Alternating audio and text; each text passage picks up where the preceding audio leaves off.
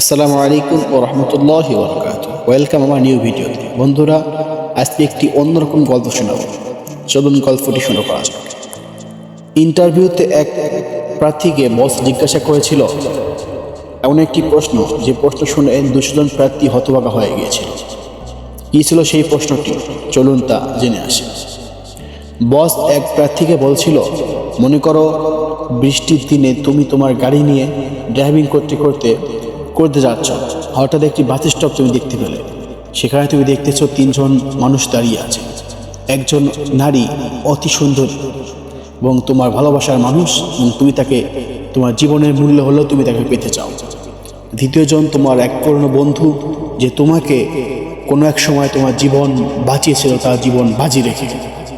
এবং তৃতীয়জন এক বৃদ্ধা নারী, যাকে দেখেই বোঝা যাচ্ছে সে খুব অসুস্থ এবং তার অবস্থা খুব খারাপ।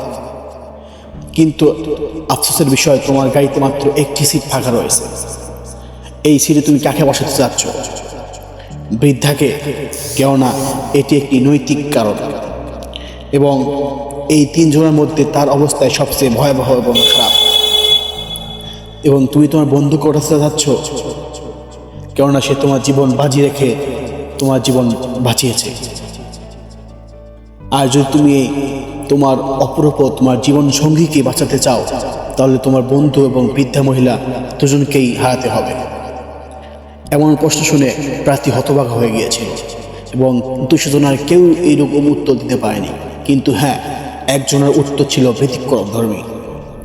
সে বলেছিল, এরকম পরিস্থিতি যদি আমার কপালে আসে, তাহলে আমি আমার গাড়ির চাবি আমার বন্ধুকে দিয়ে বলবো, তুমি বৃদ্ধাকে হাসপাতালে রেখে আসো, এবং আমার জীবন সঙ্গীর হাত ধরে আমি অপেক্ষা করতে থাকবো পরবর্তী বাস আসা পর্যন্ত।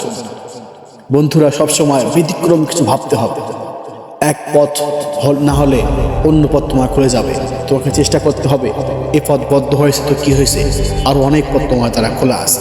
বন্ধুরা, ভিডিওটি ভালো লাগলে অবশ্যই লাইক, কমেন্ট, শেয়ার করবেন, পাশে থাকবেন। ধন্যবাদ।